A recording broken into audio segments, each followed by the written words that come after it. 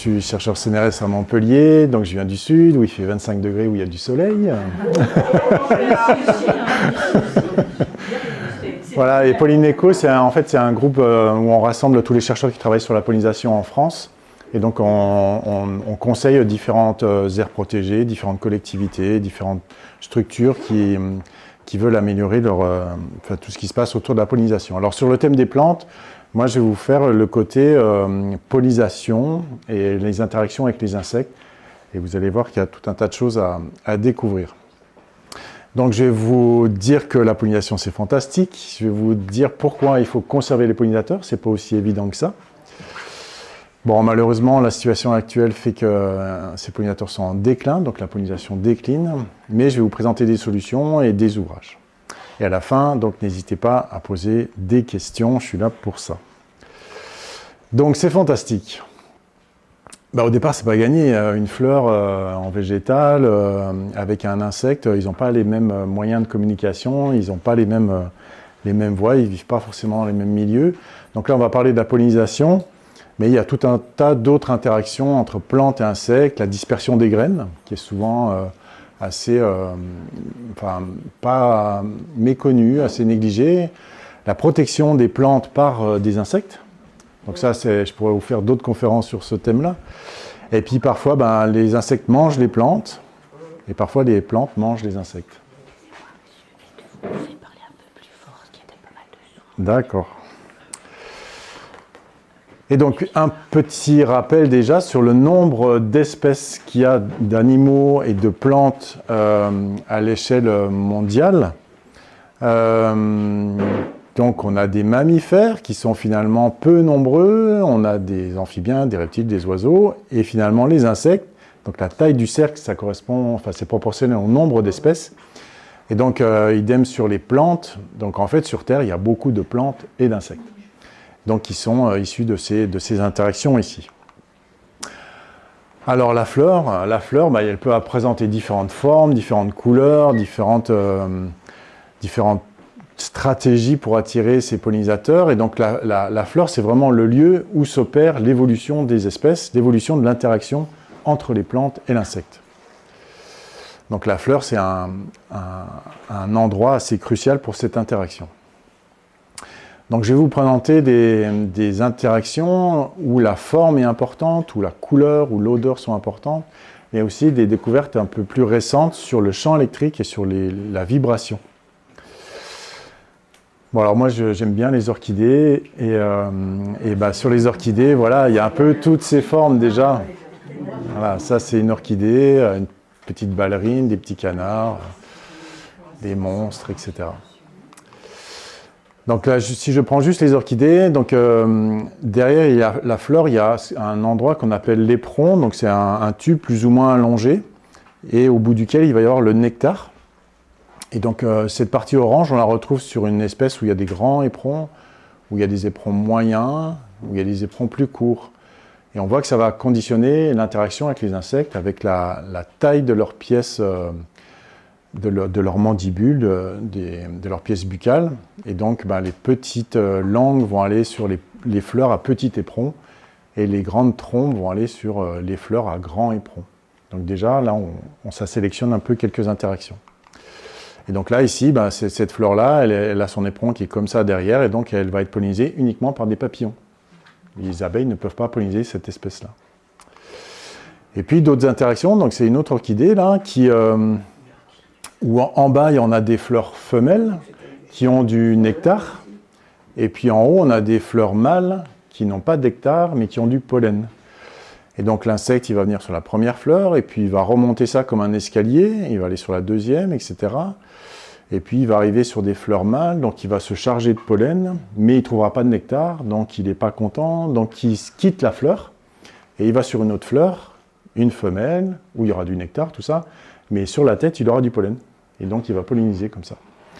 Et donc, avoir des fleurs en escalier, c'est une façon d'organiser aussi la pollinisation. Alors, sur les couleurs, vous imaginez toute la diversité de couleurs, etc. Mais il y a aussi toutes les couleurs qu'on ne voit pas. L'abeille, elle voit dans les ultraviolets. Ce qui fait que les abeilles voient les fleurs d'une façon différente de nous. Et donc, par exemple, ça, c'est une fleur de lierre qu'on connaît, et l'abeille, elle les voit comme ça. Et donc, voilà, le même monde est perçu de façon différente par différentes espèces. Donc là, juste l'aubergine, qui nous apparaît comme une fleur banale, ben non, les petites étoiles, une partie blanche à l'extrémité des pétales, une partie jaune à l'intérieur. Voilà, donc d'autres fleurs, le tournesol, voilà, le forbe, la sauge, qui sont perçues de façon différente en fonction de leur couleur.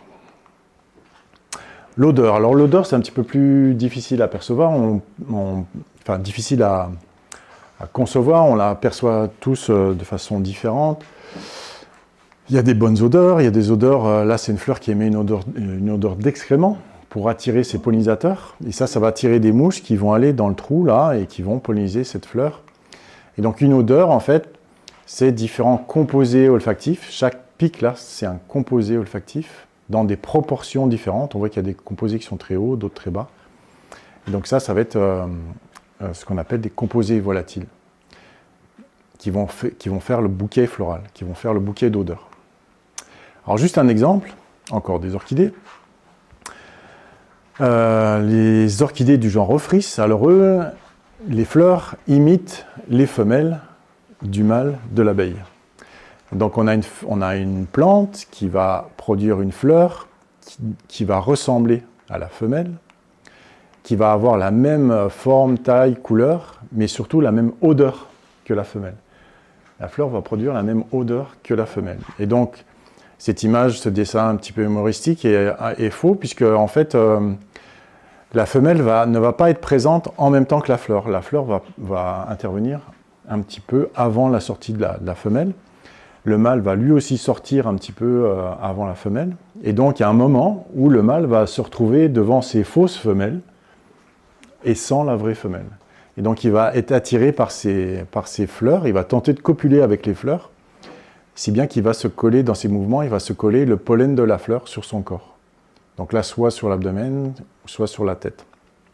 Puis ensuite, la femelle arrive et le mâle va sur sa femelle, et voilà. Mais au passage, cette orchidée va être pollinisée.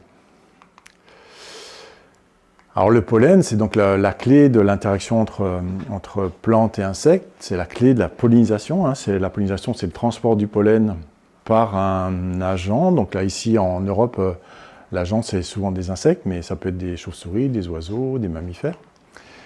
Mais en Europe, c'est surtout des insectes. Et donc là, le pollen, il peut se mettre... donc ça dépend de l'abeille. Les bourdons, ils s'en mettent partout sur leur poil. Et puis, il y en a d'autres abeilles qui se mettent le pollen sous l'abdomen, d'autres sur les pattes, ou l'abeille domestique qui se fait des petites pelotes sur ses pattes. Et puis le pollen, ça dépend aussi de la plante. Là, on connaît tous la sauge qui va mettre le pollen sur le dos de l'abeille, ou les orchidées qui vont le coller à différents endroits du corps de l'insecte. Alors, des choses qu'on connaît un peu moins, qu'on a découvertes là, 2013, assez récemment. En fait, les plantes sont fixées au sol et ont une charge électrique positive. Et les abeilles, les insectes volants qui vont sur les fleurs volent dans l'air et donc vont se charger en négatif. Et donc là on voit la charge électrique de la plante, quand l'insecte touche la plante, il y a une réaction électrique. C'est-à-dire que la plante va se décharger positivement puisque le bourdon il est sur elle. Et le bourdon, lui, c'est l'inverse, il va se charger positivement. Et donc on voit, là c'est le moment où l'insecte il est sur la plante, et puis ensuite il part et tout le monde reprend sa charge électrique. Et ça on le voit bien quand on observe au microscope un insecte sur la plante, on voit les grains de pollen qui sautent sur l'insecte, qui sont là et qui s'accrochent sur l'insecte. Et en fait c'est la différence de charge électrique qui va expliquer que le pollen il se charge. Il se charge sur l'insecte et il va rester collé. Et en fait, plus un insecte vole longtemps, plus les grains de pollen vont tomber, puisque là, c'est avec le vent, avec les frottements, la charge électrique n'est plus suffisante pour retenir les grains de pollen. Mais donc, dans la pollinisation, il y a aussi de l'électricité, ce qui n'était pas évident il y a quelques années. Et puis, il y a aussi des détections. Alors ça, c'est encore plus récent. Là, c'est 2019. Il y a une petite vidéo sur YouTube. Donc c'est des pétunias, mais on suppose que ça correspond aussi à d'autres plantes. Si on expose un pétunia à un vol de chauve-souris ou à un vol d'autres insectes qui ne correspond pas à sa perception, à sa vibration préférée, il ne va rien se passer. Si on met son pollinisateur préféré en face de la plante, mais qu'on met la plante dans un sac, il ne va rien se passer non plus. Par contre, si l'insecte préféré, donc il y a une fréquence de vol particulière que la plante est capable de détecter, avant que l'insecte arrive et se pose sur la plante va produire un peu plus de nectar en réponse à cette perception de vibration. Donc là, c'est deux découvertes, là, les vibrations et le champ électrique, qui font que la pollinisation nous réserve encore des surprises. Donc la pollinisation, c'est fantastique. Il y a plein de choses, il y a plein d'interactions, il y a plein d'interactions particulières qui sont super à étudier. Je vais vous parler des pollinisateurs qui vont assurer la pollinisation. Donc ça, c'est la plus grosse abeille de France et ça, c'est la plus petite abeille de France. Ça, c'est une pièce de 2 €. Vous avez déjà vu, ça, c'est les grosses abeilles noires, qu'on appelle les bourdons noirs. C'est les xylocopes qui font leurs larves dans le bois. Voilà, qui ne sont pas plus méchantes que ça, hein. C'est juste qu'ils sont plus gros que d'autres. Pourquoi on conserve les pollinisateurs? Parce qu'on s'est déjà un peu posé la question. Donc nous, on a identifié 3 raisons. La première étant que c'est des éléments de biodiversité eux-mêmes. Que eux-mêmes, rien que le fait d'exister sur Terre, ils méritent qu'on les conserve. Donc les pollinisateurs, c'est surtout des mouches et surtout des abeilles. Ensuite, c'est un petit peu des coléoptères et des papillons, des lépidoptères. Les mouches, donc 2 ailes, les diptères. Les abeilles, donc on voit bien l'abeille domestique, les coléoptères un peu plus carapassonnés et les papillons avec leurs ailes. 10% des espèces animales terrestres, donc 1 sur 10, sont des pollinisateurs. Beaucoup quand même. 10%, 1 sur 10. Dans le monde, il y a 20 000 espèces d'abeilles. En Europe, 2000 et en France, presque 1000. Facile à retenir, mais 1000 espèces d'abeilles, il y en a, c'est beaucoup. Il n'y en a que 150 de reptiles, il n'y en a que 500 d'oiseaux. 1000 espèces d'abeilles sauvages. Donc c'est 1000 écologies, c'est 1000 façons de nidifier, c'est 1000 façons de s'alimenter, de se reproduire. Voilà. Et en tout, si on ajoute les mouches, les papillons, les coléoptères, les guêpes, tout ça, on a 10 000 espèces de pollinisateurs en France métropolitaine. Voilà. Et ça, c'est le nombre d'espèces nombre d'espèces d'abeilles sauvages dans les différents pays européens. Et on voit que la France a une responsabilité à l'échelle de l'Europe pour la conservation des pollinisateurs. En gros, tous les pays européens, même la Grèce, là on a un déficit d'observateurs, mais les pays européens ont une grosse responsabilité dans cette conservation-là. Chaque point ici, c'est une espèce. Alors j'ai copié cette image-là, mais c'est juste pour vous représenter ce que ça fait 1000 espèces. C'est beaucoup. Donc ça peut être des formes, on connaît les bourdons de différentes couleurs, il y a d'autres espèces qu'on connaît un peu moins, des petites osmies qui vont sortir en mars, des petites abeilles parasites d'autres abeilles, 1000 espèces. Mais il y a aussi d'autres pollinisateurs. Alors ici, les cirphes. Alors les cirphes, c'est des petites mouches souvent colorées, souvent avec un abdomen jaune et noir, qui font des petits vols sur place, un peu comme ça, qui peuvent reculer, avancer, qui peuvent faire qui sont assez jolis. Je vais vous montrer des images après. Mais alors eux, ils ne se nourrissent pas sur les fleurs, peuvent se nourrir, un tiers des espèces mangent des petits micro-organismes, un autre tiers mange des plantes ou des champignons, et un autre tiers mange des animaux. Voilà, donc eux, c'est plus des indicateurs d'habitat. Et donc dans un endroit, il y a ces 3 catégories-là qui se répartissent dans ces endroits. Donc les cirphes, c'est ça, c'est toutes ces petites mouches-là, colorées, voilà. Et puis c'est aussi des mimétiques. C'est-à-dire que ça, c'est un cirphe, c'est pas un frelon. Là, il vole en ce moment, celui-là. On voit un peu les bandes derrière. Et puis les cirfes ont souvent des gros yeux comme ça, alors que les frelons n'ont pas des gros yeux comme ça. Ça, c'est pas un bourdon, c'est une mouche. C'est un cirfe qui imite un bourdon. Celui-là imite les abeilles et cette espèce-là imite les guêpes. Donc voilà, toute une diversité derrière. Donc en fait, l'intérêt, c'est j'imite un frelon, les prédateurs ont peur des frelons, donc je bénéficie de cette peur de frelons et donc je suis moins attaqué. Alors, pourquoi conserver les pollinisateurs? La deuxième raison, c'est parce que ça pollinise aussi toutes les plantes sauvages. Donc ça crée nos paysages. S'il n'y a pas ces pollinisateurs, on n'a plus de fleurs dans les paysages, puisqu'on ne produit pas des graines de plantes sauvages, et donc il n'y a plus de plantes sauvages. Donc la biodiversité, la nature, c'est toutes les listes d'espèces, mais c'est aussi les interactions entre les espèces. Et donc là, en milieu tempéré, presque 90% des plantes, des espèces de plantes à fleurs, dépendent des pollinisateurs. 90%. Donc à l'échelle mondiale, ça fait plus de 300 000 espèces. C'est beaucoup tout ça, c'est des gros chiffres. Donc si on n'a pas de pollinisateurs, on n'a pas de plantes à fleurs. Donc il faut conserver les pollinisateurs. Alors ces figures un peu compliquées, c'est des figures qui se répartissent toujours de deux côtés. Donc là, il y a tous les insectes, là, il y a toutes les plantes. Et chaque trait, c'est un lien d'interaction entre une plante et un insecte. Alors il y a des traits qui sont épais parce qu'il y a beaucoup d'interactions, et puis il y a des traits plus fins. Là, un coléoptère n'interagit qu'avec cette plante-là. Et donc ici, on est dans une prairie anglaise, il y a plus de mouches que d'abeilles, que d'hyménoptères. Ici, on est dans le Mercantour, donc un peu en altitude. Pareil, il y a plus de mouches, tout ça, et les abeilles, c'est que le vert, là. Et puis un peu plus près de la mer, donc ici, c'est les abeilles, et ici, c'est les plantes. Et on a beaucoup plus d'abeilles que des mouches. Donc voilà, ça dépend vraiment des situations, ça dépend des endroits.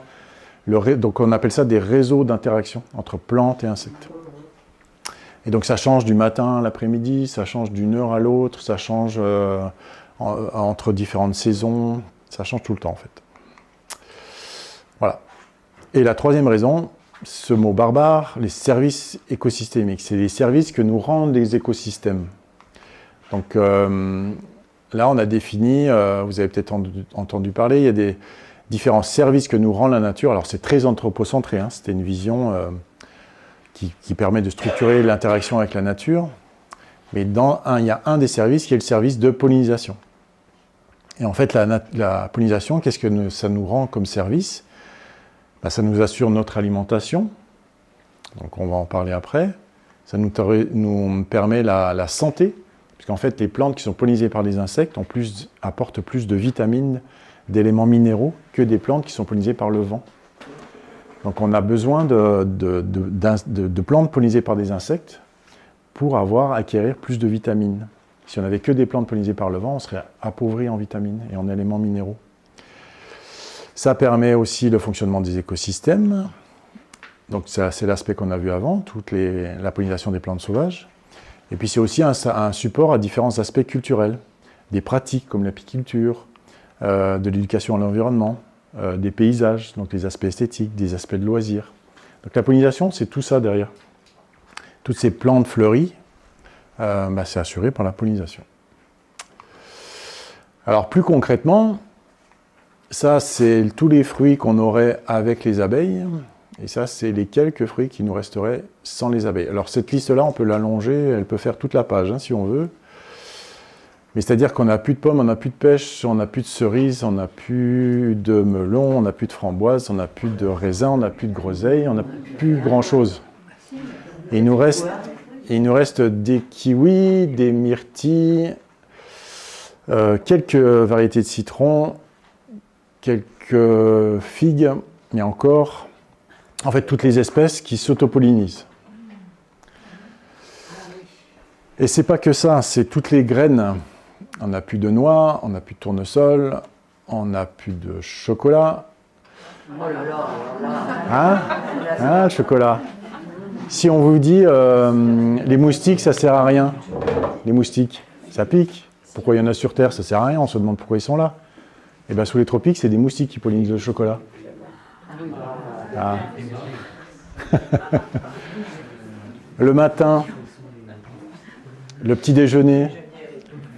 Donc le petit déjeuner, le bol de fruits et les céréales, ben, plus de bol de fruits, les céréales, il y en a moins, plus de chocolat, plus de fruits, et juste des tartines sur lesquelles on ne peut pas mettre de la confiture. Ah bah non. Ben non. Eh non. Une autre représentation de ça, plus de fruits, un gâteau, mais il n'y a que la pâte parce qu'on ne peut plus rien mettre. Voilà. Plus concrètement, des fraises. Alors des fraises, on peut en produire s'il n'y a pas d'insectes, mais elles auront cette tronche-là, toute rabougrie, parce qu'elles s'autopollinisent, donc elles ne sont pas bien pollinisées. Si on pollinise que par le vent, bon, elles seront un peu plus moyennes. Mais avec les insectes, ben, elles sont normales, elles sont grosses, elles sont belles, elles font envie. Donc voilà.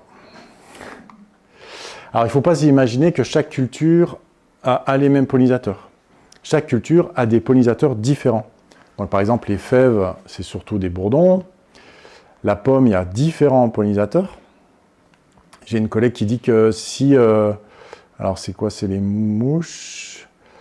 En fait, sur des pommiers ou sur différents champs, dans l'idéal, il faudrait une fosse à purin, un lapin mort, tout un tas de trucs. Mais c'est vrai, ce n'est pas juste les abeilles, les petites fleurs. Il faut aussi différents habitats. Et donc, le colza, c'est surtout d'autres insectes que les mouches, que les abeilles, que les bourdons, que les abeilles mellifères. Et les fraises, c'est pas mal les abeilles mellifères pour moitié, mais aussi des bourdons. Donc voilà, et on peut dérouler la liste assez longuement comme ça. Donc voilà, ça c'est juste des estimations économiques, c'est quand même important. Et puis, plus on descend vers le sud, plus la pollinisation est importante. Alors, le chat, là, il dit « J'ai une bonne et une mauvaise nouvelle. La bonne, c'est qu'il n'y a pas de mauvaise. » Moi, j'aurais plutôt tendance à dire l'inverse, c'est-à-dire que la mauvaise, c'est qu'il n'y en a pas de bonne. Donc, c'est la partie un peu déprimante. Donc, en gros, et là, je ne parle plus des pollinisateurs, en gros, la nature, les oiseaux, les mammifères et tout ça. 1970, on est là. 2010, donc c'était quand même plus de 10 ans en arrière, on est là. C'est quand même un peu vidé. Il y a à peu près 40-50% en moins de nature. Et si on continue comme ça, en 2100, on sera là. C'est-à-dire, on sera content quand on verra un oiseau, on sera content quand on verra une petite souris ou un je sais pas quoi. Donc voilà, c'est pas très réjouissant cet avenir-là. Si on fait des efforts de conservation ciblés sur les espèces, sur les endroits, alors à ce moment-là, on va peut-être stopper à peu près, mais on va continuer à baisser avec l'inertie de toute cette vidange de biodiversité. Et on aura beaucoup de mal à rattraper ne serait-ce que le niveau de 2010, donc un niveau déjà appauvri. Par contre, si on produit de façon plus durable et si on consomme de façon plus durable et si on fait des efforts de conservation, alors, et uniquement à ces trois conditions, alors on a un petit espoir de revenir à ce niveau-là. Donc on en est là. Hein. C'est pas très, la courbe, elle va pas aller là. Hein. Donc pour avoir l'espoir d'avoir la nature actuelle, qui est déjà bien vidée, il faut qu'on fasse beaucoup d'efforts. Donc il faut complètement changer notre façon de faire. Les efforts, vous pensez à qui il faut faire beaucoup d'efforts? Surtout les décideurs. Je vous en reparlerai.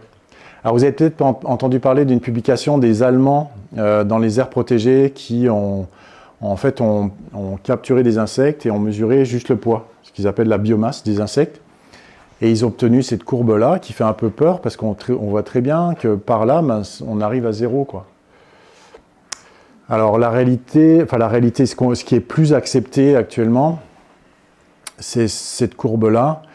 Donc en Europe, par rapport aux années 80 comparé aux années 2020, on est à moins 42% Donc, il y a ça inclut des disparitions d'espèces et des abondances d'espèces qui sont toujours présentes, mais des abondances qui sont réduites. Moins 42%. Donc, en Angleterre, ils sont plutôt à moins 60%, aux États-Unis, ils sont plutôt à moins 50%, et le reste du monde est à moins 10, moins 20%.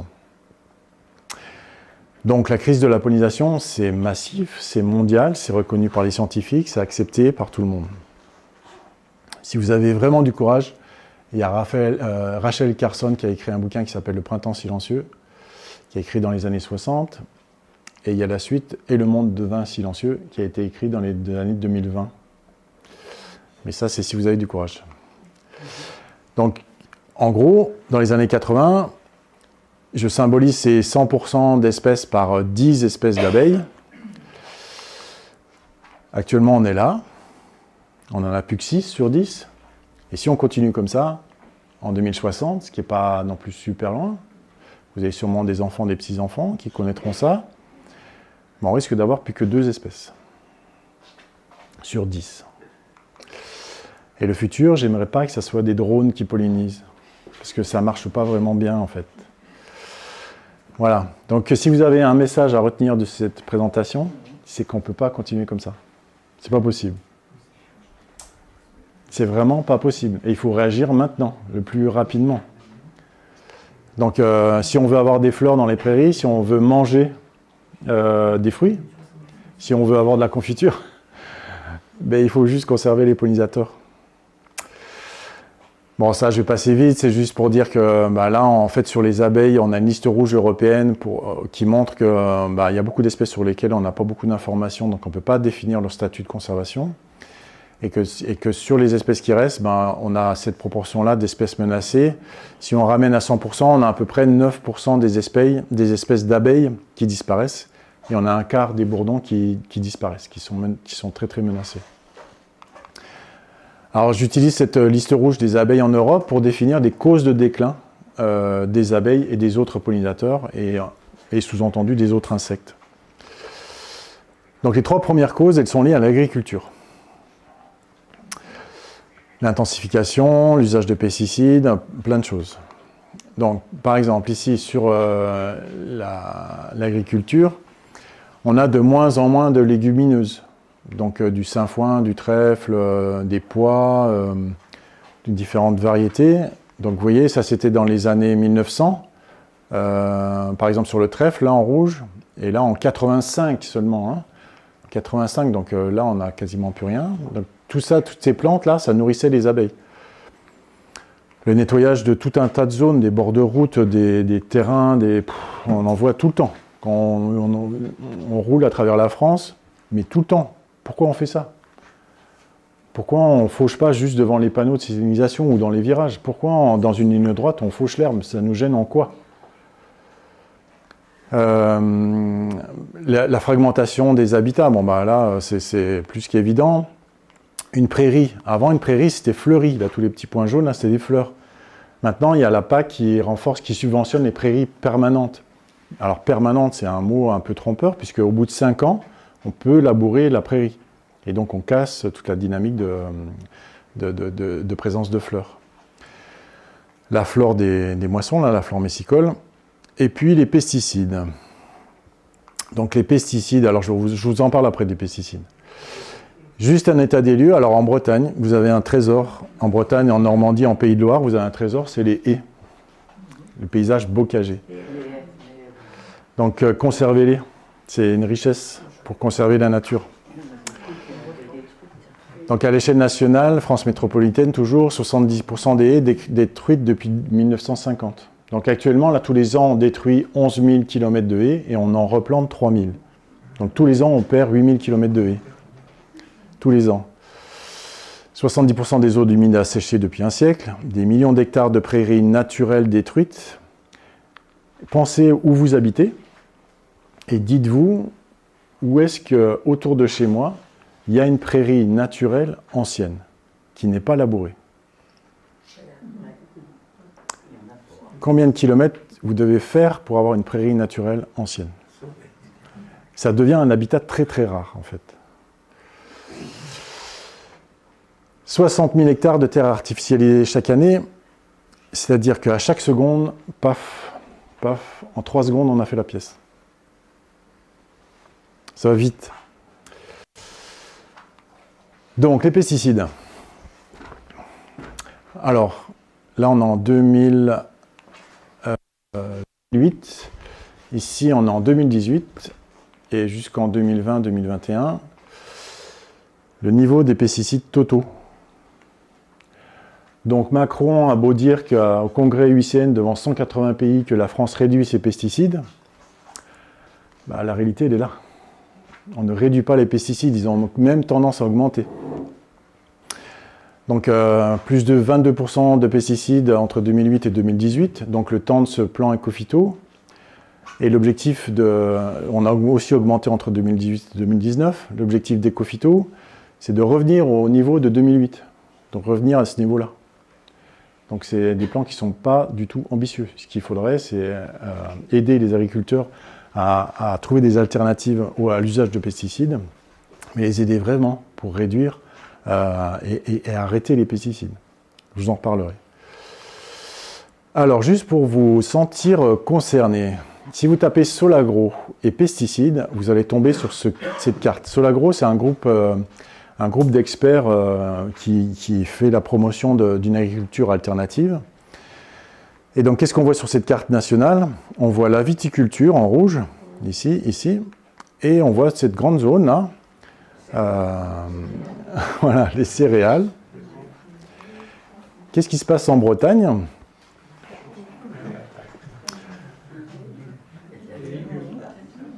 Maraîchage, les fraises. Voilà, je vous laisse deviner. Et puis je fais un zoom sur Saint-Brieuc. Alors Saint-Brieuc, je crois que le niveau il est à 2,5 et la moyenne nationale c'est à 3.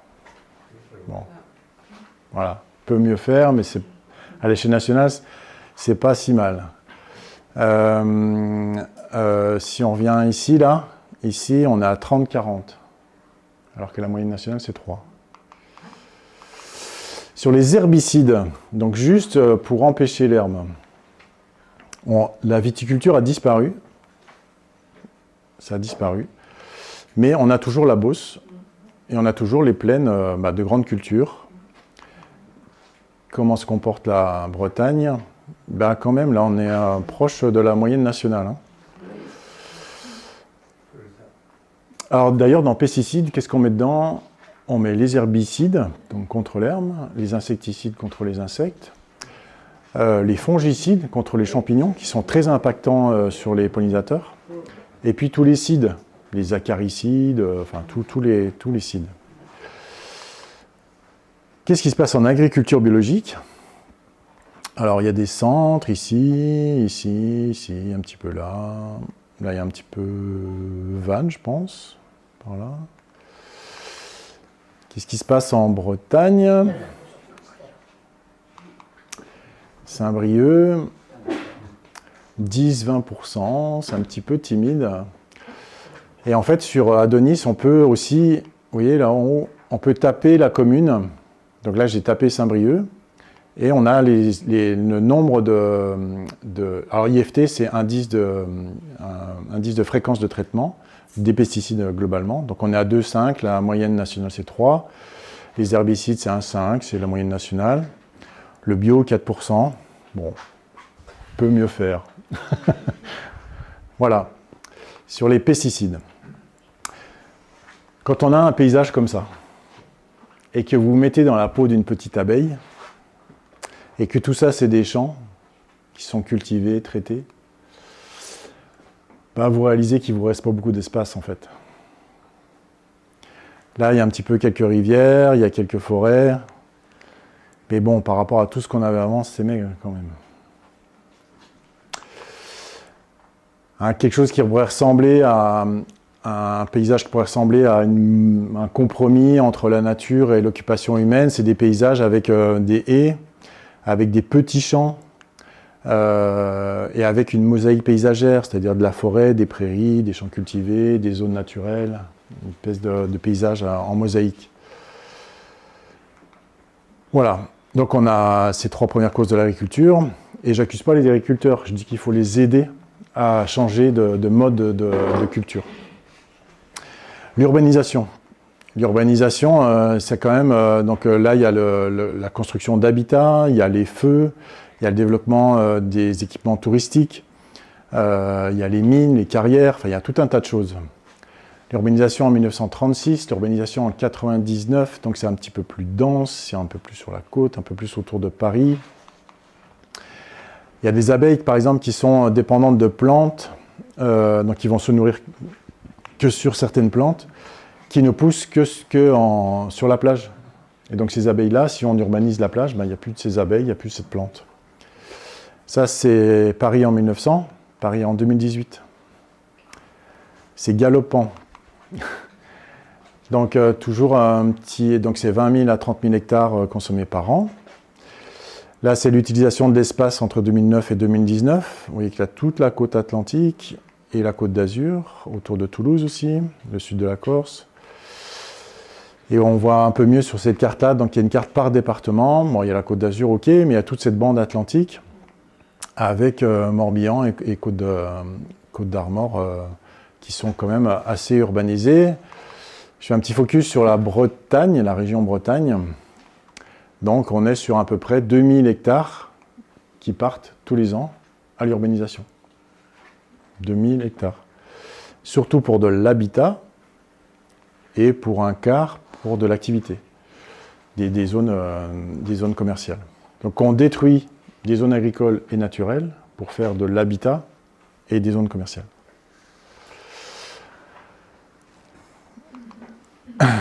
Et le dernier point, c'est les changements climatiques. Donc augmentation des températures, on comprend. Diminution des précipitations, on comprend, même s'il y a un changement dans le régime de précipitation.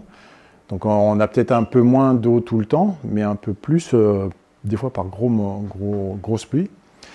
Et puis ce qu'on découvre, c'est l'augmentation des événements extrêmes et l'augmentation de la fréquence aussi.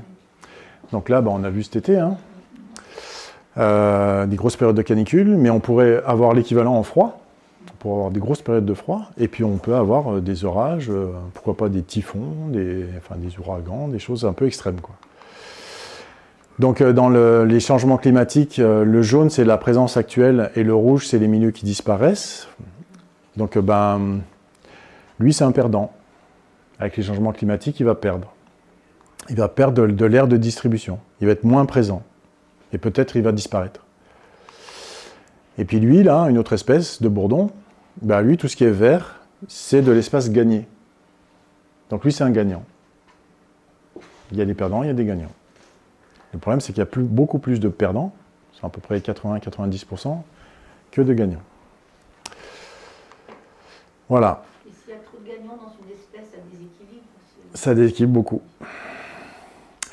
Et donc, les pollinisateurs sont très diversifiés, il y a plusieurs causes de déclin, les facteurs de déclin agissent différemment sur les espèces.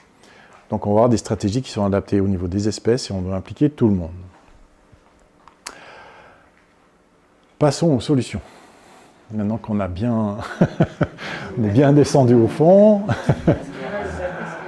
Alors évidemment, il faut réduire les pesticides et évidemment, il faut avoir un horizon où on arrête les pesticides et où on a une alternative de culture pour chaque culture.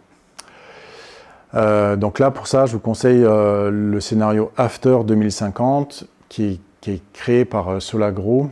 Donc c'est comme le scénario Negawatt pour l'électricité. C'est-à-dire que c'est un scénario qui est réfléchi avec des choses concrètes sur des solutions pour, filière par filière, réduire et voire annuler l'usage des pesticides. Donc les solutions existent. Elles sont là. C'est comme pour les néoniques sur la betterave, les solutions existent, mais c'est plus facile d'autoriser les néoniques. On pourra en reparler pendant les questions, mais voilà. Donc, le gros point, c'est de stopper les causes de déclin, de supprimer les pesticides. Sur les pollinisateurs, c'est favoriser l'alimentation et la nidification des pollinisateurs, mais ça on va voir. Il faut juste oser du bon sens. Donc voilà, on peut réduire les pesticides, on peut augmenter la ressource florale, limiter les changements climatiques, là ça va être dur, et rendre les villes et les territoires plus accueillants pour les pollinisateurs. Alors, ça sert à rien. C'est du décor. On utilise des plantes pour décorer la ville. Mais il ne faut pas dire qu'on alimente les pollinisateurs avec ça. Ça ne sert à rien. Donc on dépense de l'argent, c'est très cher, il faut les arroser et on dépense du temps d'agents municipaux pour ça. Mais c'est du décor. Si on fait ça, c'est plein d'espèces exotiques envahissantes. Ça ne sert à rien. Les cosmos, enfin plein de trucs, les escolcia, c'est du coloriage de l'espace. Ça, l'aubépine, on a plein, c'est le phénomène des pompons. C'est-à-dire qu'on prend cette fleur-là, une fleur d'églantier, on fait de la sélection, on arrive à des fleurs avec un peu plus de pétales, et on arrive à ces rosiers-là. On prend des fleurs de souci et on arrive à ces pompons-là. Ça, les œillets d'Inde, et on arrive à ces pompons-là. Sauf que là, vous voyez, le pollen est accessible et le nectar est accessible. Là, c'est pas possible. Il n'y en a plus du nectar. Donc, si vous voyez des abeilles tourner autour de ça, c'est juste qu'elles ont été attirées par ces fleurs, mais elles cherchent à manger, elles cherchent à rentrer, et elles ne trouvent pas. Et elles s'épuisent et elles meurent au pied des fleurs. Pompons. Pas bien les pompons. C'est juste du décor. On colorie le paysage de la ville, mais on ne nourrit pas les pollinisateurs. Et donc en mettant ces fleurs-là, on appauvrit la pollinisation, on appauvrit la pollinisation des légumes, des fruits dans vos jardins. Donc juste revenir à du bon sens. En fait, dans la terre, il y a des graines. Et si on laisse faire la nature, ça pousse. Et au bout de l'herbe, des fois, il y a des fleurs qui attirent les pollinisateurs. Alors, il y a une initiative des conservateurs botaniques nationaux qui s'appelle Végétal Local et qui peut vous fournir en graines du coin de Bretagne, au lieu d'amener des graines de je ne sais pas où. On peut faucher tardivement, on peut faucher en décalé, on peut ne pas mettre d'engrais, parce que les engrais aussi, il y a des problèmes avec les pollinisateurs. On peut on peut renforcer en fait la période de floraison et étaler les périodes de floraison. Et on peut installer des points d'eau. Pourquoi on fait ça là? Pour que ça soit propre, mais propre de quoi? On veut une nature vide, une nature qui meurt en fait, une nature qui n'existe pas. On veut vider la nature. On veut contrôler la nature pour pas qu'il y ait un petit poil d'herbe qui pousse. Voilà, donc si on veut faire une phase un peu intermédiaire, on peut couper des bandes, mais laisser les bandes fleuries là. On peut s'aménager une allée.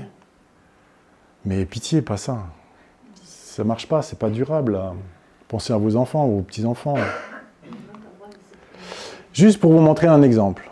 Ici, ça s'appelait la Grande Prairie. C'est dans l'Hérault, c'est un espace naturel sensible de l'Hérault. Ça s'appelle la Grande Prairie, et les gens, ils avaient eu l'habitude que la Grande Prairie soit tondue. Et quand je discute avec les gens du département, ils me disent, oui, mais là, dans une petite maison, là, il y a un agent du département qui a une grosse machine pour tondre, et tous les mois, il tond. Ok. Mais je dis, mais vous êtes sûr, les gens, ils veulent pas ça, ils veulent pas de l'herbe tondue, ils veulent pas ça. Si, je vous assure. Ok. Covid. L'herbe a poussé. Et la responsable de la communication du département de l'Hérault me dit, si on ne tombe pas, ça pousse. Et si on laisse l'herbe pousser, des fois il y a des fleurs au bout.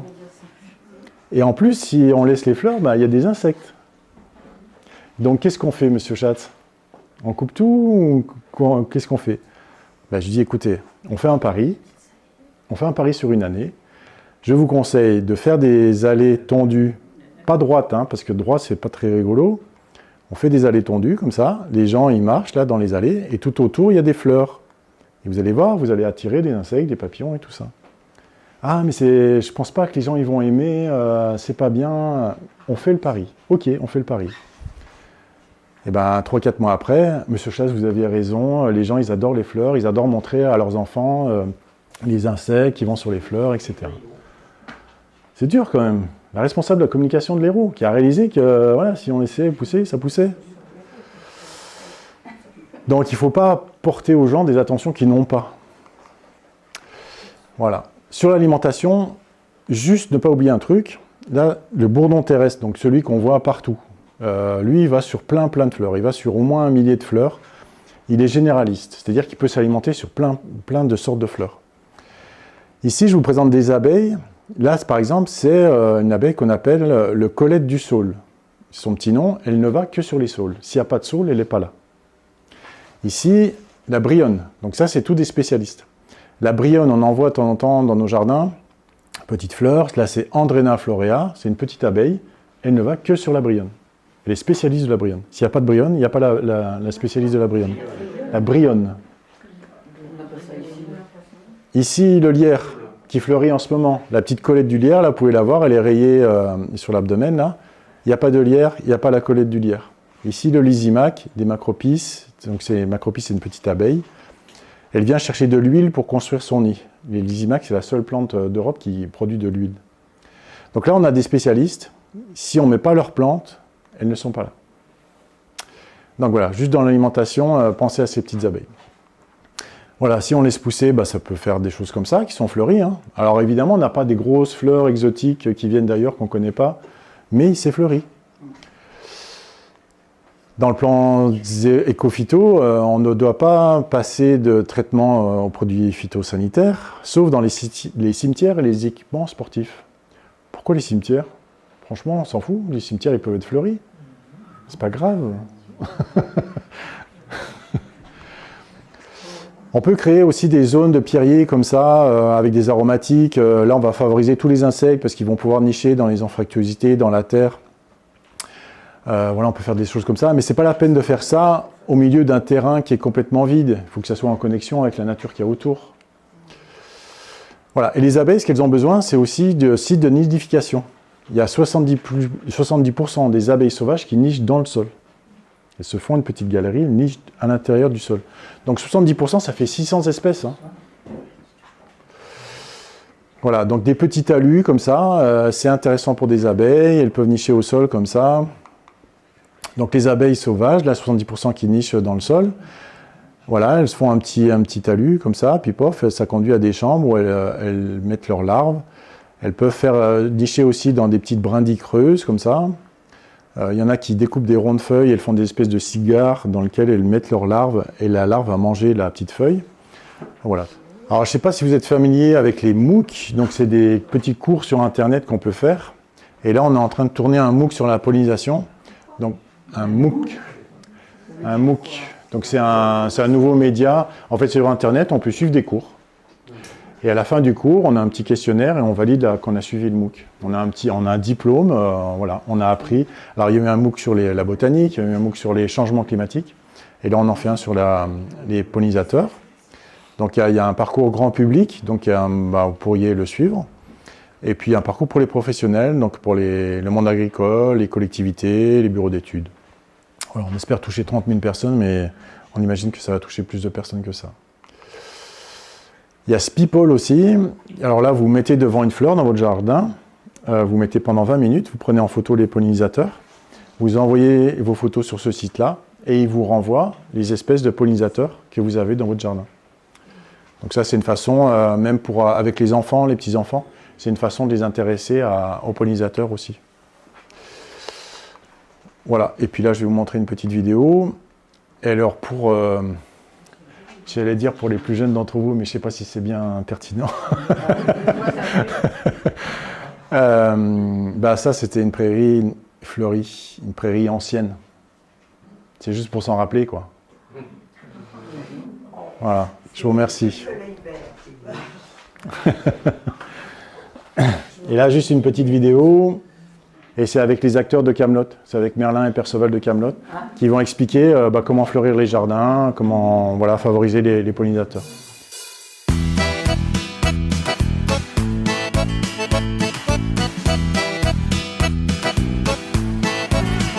C'est quand même pas en ville qu'on va pouvoir aider la nature.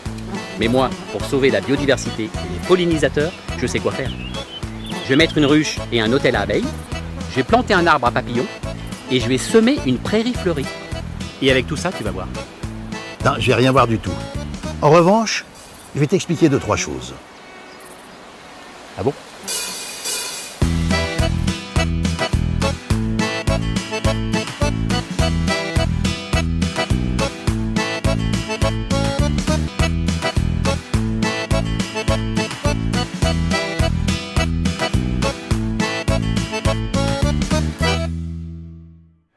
Voilà, je vous remercie.